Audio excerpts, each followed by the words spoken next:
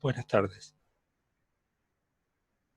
Cuando hablamos de absorción, tenemos que involucrar fenómenos que tienen que ver con, son fenómenos de un especial interés, debido, digamos, a la nuevos desarrollos que se han logrado en este campo, en las cuales podríamos decir que es una operación unitaria de transferencia de materia entre un soluto contenido en una fase fluida y un sólido fijo que captura o retiene este soluto en la superficie debido a características especiales de la misma.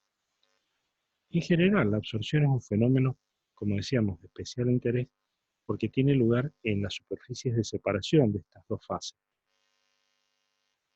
Una sólida y a veces una que puede ser fluida, líquida o gaseosa. Y esto se ha visto a través de lo que la industria y la técnica han desarrollado, como es el caso de la captura de algunos vapores que son contaminantes, como captura de eh, sulfuro de carbono, que se hace pasar a través de un lecho de carbón vegetal y o a través de un lecho de carbón activado. Ya vamos a charlar sobre el mismo.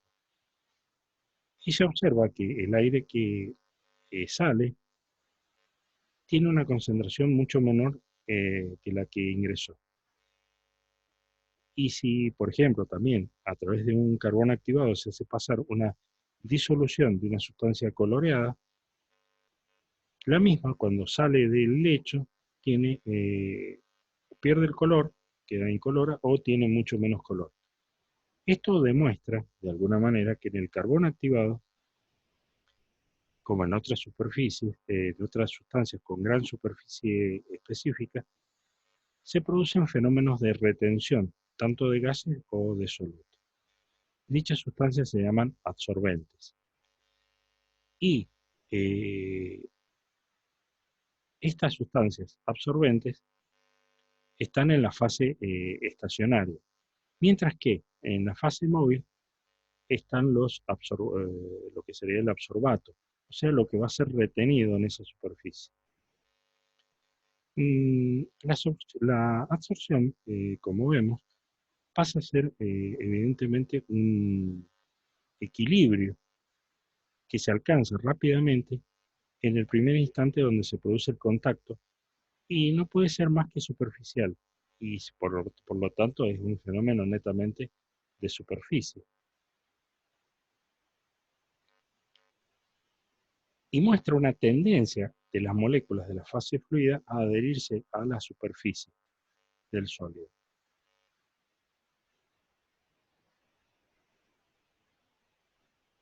No es exactamente un fenómeno que se produzca como una reacción química, pero sí vamos a ver algunos relacionados con que tienen algún proceso de reacción química, como es el caso de el intercambio iónico.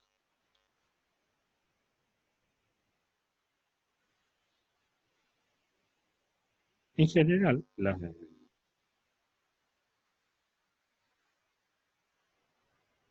la absorción se podría describir a través de estas gráficas como un desequilibrio en la parte de contacto entre la superficie de la fase gaseosa y del sólido, donde se produce una distribución heterogénea de energías que logran la retención de parte de esas moléculas o de esos componentes que están en la fase fluida sobre la superficie del sólido. En general, si uno habla, pareciera inicialmente una confusión entre absorción y adsorción.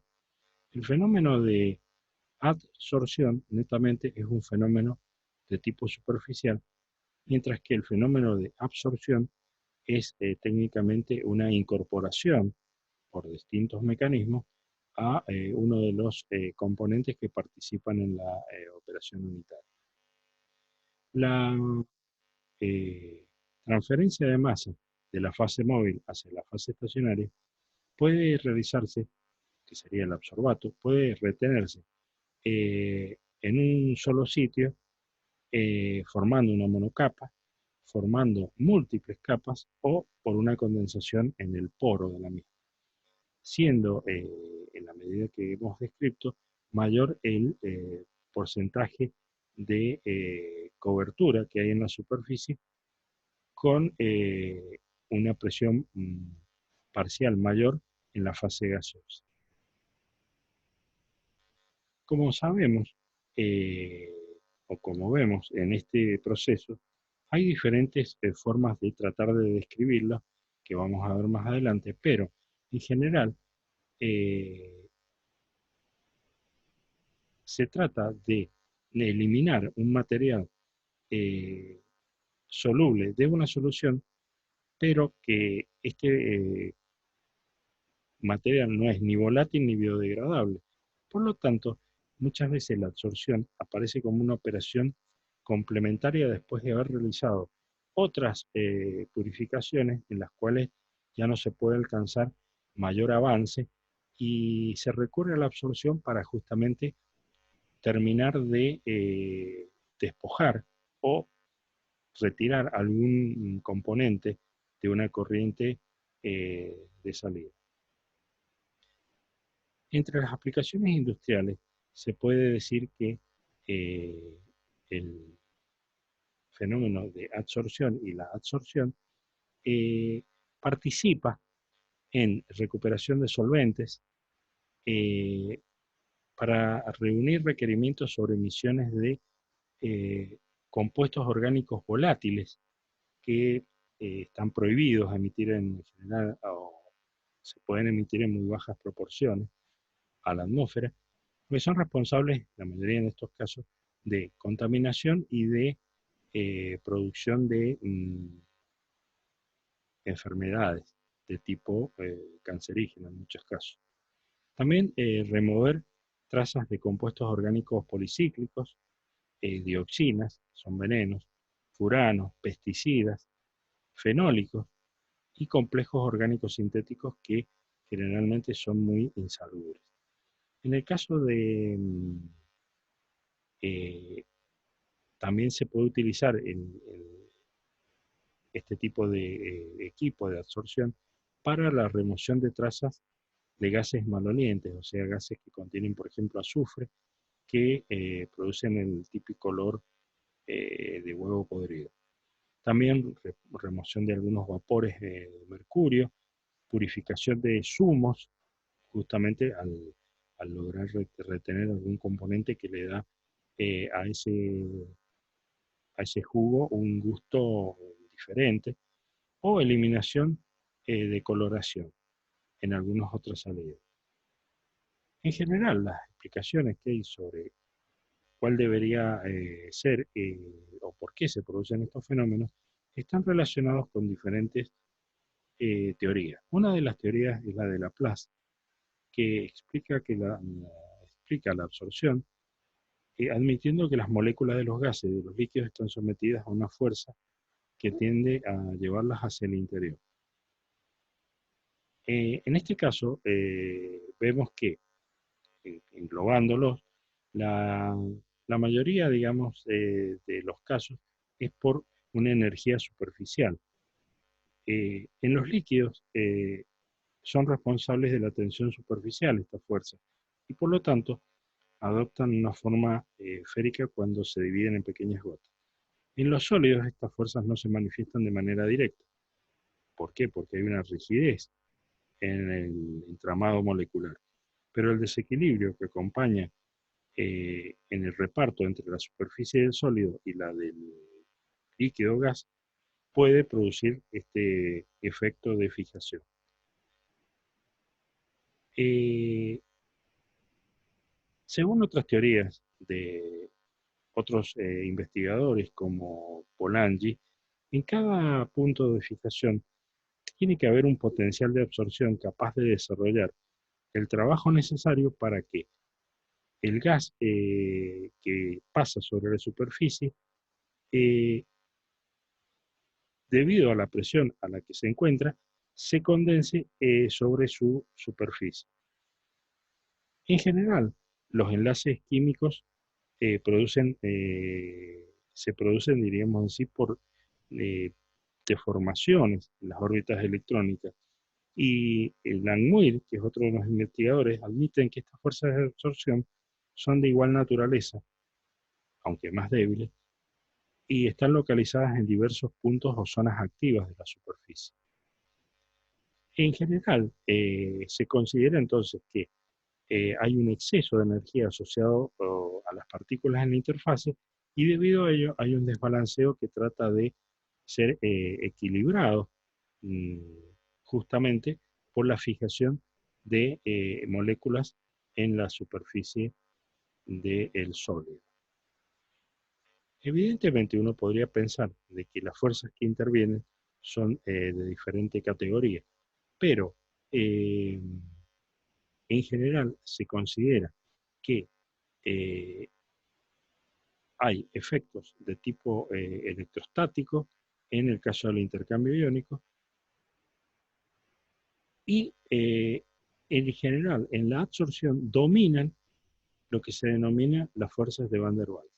Esto da lugar a dos, por decir así, diferenciaciones o eh, consideraciones, en las cuales nos dice que hay un tipo de absorción que se denomina absorción química, que es una absorción que podríamos decir forma enlaces entre la superficie y la molécula retenida y que no es realmente considerada como una verdadera absorción. La verdadera absorción es la absorción física debido a fuerzas de Van der Waals, que son atracciones débiles entre el absorbato y el absorbente y se desarrollan en cualquier sitio y no en un sitio específico, y el absorbato es relativamente libre de moverse en la superficie. Como estas fuerzas son débiles, este proceso es un proceso reversible y justamente de ahí la ventaja de considerar en las absorciones la posibilidad de revertir el proceso y o formar también una absorción en múltiples etapas. Esta realmente es la que se considera como la verdadera absorción. En el caso de la absorción de tipo químico, se forma un enlace que es muy difícil de romper y se considera que la absorción es técnicamente irreversible. Por lo tanto, escapa de lo que sería la aplicación de absorción propiamente dicha. Acá vemos que, qué es lo que sucede con lo que se denomina absorción química, que lo describíamos recién. Hay un grado de unión o reacción química entre el absorbato y el absorbente, y hay unas fuerzas fuertes de atracción intermoleculares, y no es tan fácil mover la molécula en la superficie, y no se forma eh, múltiples capas, y la eh, relación, diríamos así, de absorción es mucho más difícil de romper. Por lo tanto, esta no es verdaderamente una absorción útil a los fines prácticos. En general, el carbón activado, en este caso decimos, combina algo de absorción física y química, pero tiene gran, digamos, ventaja por la superficie expuesta para poder realizar la absorción. Cuando se ponen en contacto el absorbente y el absorbato, se establece un equilibrio prácticamente instantáneo entre la cantidad de absorbato absorbido y la cantidad de absorbato en la solución. Esta relación de equilibrio se describe por medio de lo que se denominan isotermas. O sea, son relaciones de equilibrio a temperatura constante y por supuesto, al cambiar la temperatura, también cambia la relación de equilibrio, siendo más favorable, en muchos casos, a bajas temperaturas que a altas, debido justamente a que el agregado de energía térmica al, a la superficie del absorbente de alguna manera lo excita y logra reunir la suficiente energía para desprenderse del absorbato. por lo tanto sería el proceso de devolver a la corriente lo que se ha retenido, lo cual en muchos casos no es favorable. En general esto se puede describir por medio de ecuaciones que nos llevan a que veamos diferentes tipos de modelos de isoterma. Hay modelos de isoterma lineales en las cuales la relación de absorbato por cantidad absorbida está de manera lineal. En el caso de otros estudios, como por ejemplo Langmuir, desarrolló ese tipo de isoterma, esa forma de isoterma en la cual pasado un cierto valor se alcanza un máximo que se mantiene constante y técnicamente la absorción ha dado fin. En el caso de las isotermas de Brunauer, Emmet y Teller, tenemos ese comportamiento porque se considera que en muchos casos se forman múltiples capas, entonces el comportamiento de la absorción tiene esa forma de isoterma. Y en el caso de las isotermas de Freundlich, tenemos tres formas de isoterma que podrían responder a una forma lineal, una forma, por decirlo, positiva de absorción y una forma de absorción negativa, o sea, que solamente se puede cumplir a altas concentraciones y no a bajas concentraciones como sería de utilidad en estos casos. Estas isotermas, como la isoterma de Langmuir, supone un modelo de cobertura con una monocapa y hay una relación dada a través de esta fórmula cuyo modelo nos indica cómo se comportaría la isoterma. En el caso de la isoterma de Langmuir, inicialmente tenemos diferentes componentes, que lo vemos en la fórmula, que representan las capacidades máximas de absorción y concentraciones y constantes de equilibrio. En la isoterma de Brunauer, Emmet y Teller, reconocen que el modelo podría ser de múltiple capa y suponen que un isoterma de Langmuir se aplica en cada capa y no se produce una transmigración entre capas. También se asume que hay una energía de absorción igual en cada capa, excepto en la primera, con una ecuación que describe este comportamiento, dando idea de que dependiendo del comportamiento de la constante de equilibrio y de la concentración de saturación y constantes de intensidad de unión entre las capas, los diferentes comportamientos pueden acercar la isoterma de Bethe a la de Langmuir. En el caso de la isoterma de Freundlich, las energías superficiales son heterogéneas. En general, este tipo de isoterma representa bastante bien el comportamiento de las verdaderas absorciones eh, físicas, o sea, la verdadera absorción, en el cual hay un término de energía que varía en función de la cobertura de la superficie y N y este valor de energía superficial están denominados o son constantes específicas del sistema. La isoterma de Freundlich, de alguna forma, da, por decirlo, una relación bastante práctica porque es fruto del estudio de las superficies y de diferentes absorbatos, lo cual se pueden llevar a cabo en experimentos de laboratorio y determinan cuáles son esas constantes para cada sistema. Con esas constantes para cada sistema se puede decir que podemos eh, representar y calcular prácticamente el comportamiento de absorbato y absorbente.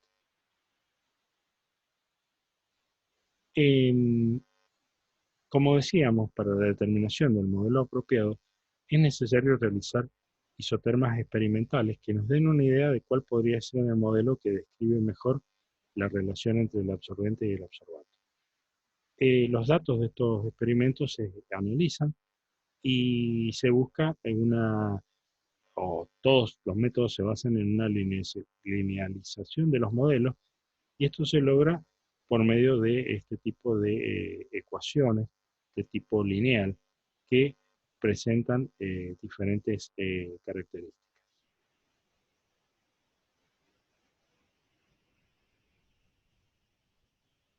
Para el caso de la isoterma de Friends, utilizan una gráfica de tipo logarítmica para que nos dé una recta, convirtiendo, digamos, el comportamiento exponencial en una línea recta con eh, pendiente 1 sobre n y un valor de intercepción en el logaritmo de caso f, o sea, del componente del absorbente. Para el caso de las isotermas de Brunauer, Eben y Teller, podemos utilizar este tipo de ecuación que permiten definir si el modelo nos puede servir o no. ¿Qué factores afectan a la absorción? Por el lado del absorbato, eh, se ve siempre afectada la isoterma. Por el lado del absorbato, la solubilidad. En general, cuando la solubilidad aumenta, el grado de absorción disminuye. ¿Mm? Ese sería uno de los factores. Otro factor que afecta a la solubilidad es el tamaño molecular, o sea, el peso molecular que si es alto, disminuye la solubilidad. La ionización, eh, que es mínima la solubilidad. La solubilidad es mínima cuando los compuestos no están cargados. La polaridad, a medida que aumenta la polaridad, se obtiene una mayor solubilidad porque el agua es un disolvente polar, y eso afecta de alguna manera el comportamiento del absorbante. El pH también influye eh, cuando se analizan los ensayos de laboratorio, se ve que el pH, si desciende, aumenta la absorción. La temperatura también influye en la absorción debido a que la reacción es típicamente exotérmica y por lo tanto el calor que se desprende aumenta la temperatura, y a medida que aumenta la temperatura disminuye la absorción. Entonces es contraproducente esta presencia de mayores temperaturas. Y otros solutos que también participan en la competencia por la superficie y por fijarse en la superficie, reducen la absorción del material que nosotros pretendemos retener. Los absorbentes que se utilizan prácticamente son sólidos que tienen gran capacidad que tienen gran superficie expuesta para poder fijar en esa superficie el absorbente. Desde el punto de vista de algunas aplicaciones, el carbono activado es un componente muy utilizado en la absorción, que puede provenir de diferentes fuentes, como pueden ser madera, lignito, carbón, cáscaras de nuez, hueso o derivados del petróleo.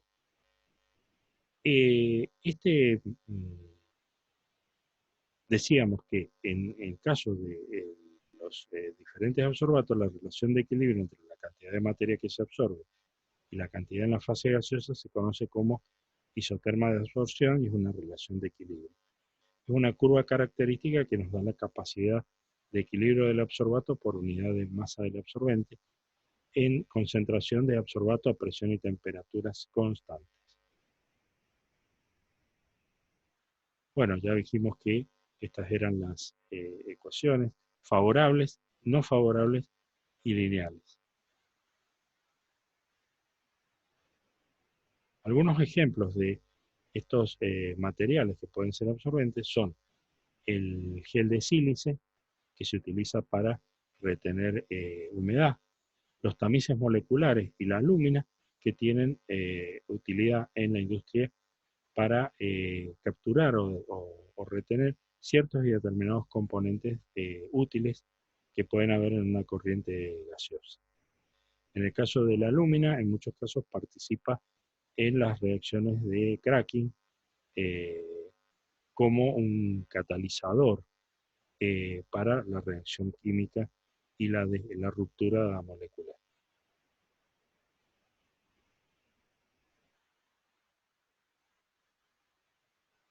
Habíamos dicho que por las características del mecanismo donde se produce la reacción, eh, hay diferentes formas de describir el proceso de absorción, como absorción física, cuando participan fuerzas de London y Van der Waals, proceso reversible, y la absorción química, cuando se forman enlaces covalentes, donde aparece el proceso irreversible. O sea, hay mucha energía con la cual hay que desarrollar. Bueno, en este punto dejaríamos para continuar la próxima clase.